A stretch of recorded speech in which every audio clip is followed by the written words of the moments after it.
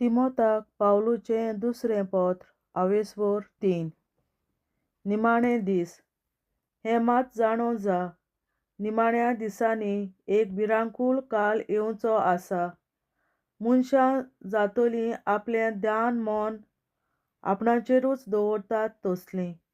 गिरेस्तकायेचे आशेचीं, गोरवीं, उर्मट, जास्त्यो मारपी, आवय बापायचें आयकोनात तसलीं, अनुपकारी, भोगतीं नासलोलीं.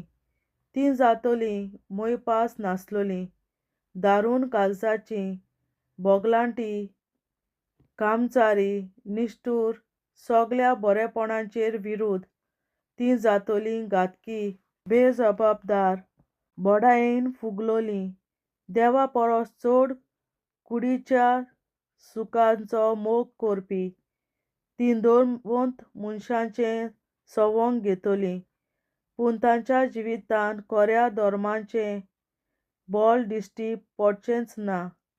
असल्या मनशांतावन पयस राव. असलीं कांय जाणां कुटुंबांनी रिगून आपल्या पातकांच्या बारांत चेपलोल्या आनी वेगवेगळ्या वोंडावण्यांनी ओडोन वेतोल्या हलकट बायलांक बुलोवन आपल्या जाळांत दवरतात. असल्यो बायलो कोणाचेंय आयकून शिंकूंक सोदतात, पूण केन्नाच सोत वळखूंक पावनात. जशें जेनस आनी जेम्ब्रेस मोइसेसाचेर उप्रासले, तशेंच हीं मनशां स्वताचेर उप्रासतात. तांचीं मनां कुश्टीं जाल्यांत आनी तांचो बावार्थ खोटो जाला. पूण चड वेळ तांकां येश मेळचें ना, कित्याक जशें त्या दोगां जाणांची तशेंच हांचीय पिसाय सगल्यांक उगडापी जातली. निमाण्यो शिटकावण्यो. पूण तूं तिमोथा, हांव कितें शिकयतां तें तूं बरो जाणय. तशेंच हांव कसो चलतां, म्हज्या जिविताचो हेतू कोण, म्हजो बावार्थ कसलो, हें सगळें तुवें देखलाय.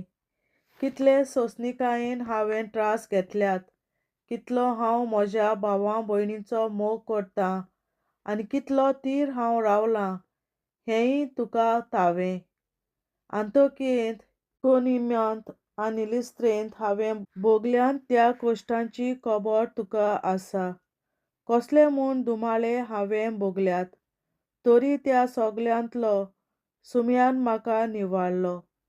जेजू क्रिस्ता सोबें भोक्तीपणान जियोंक सोदतात तीं सगलीं दुमाळो सोंसतलींच, पूण तीं खोटीं आनी भुलवणार मनशां, दुसऱ्यांक फसोवन आनी आपुणूच फसोवन ओदीक पाश्ट जावन वेतलीं.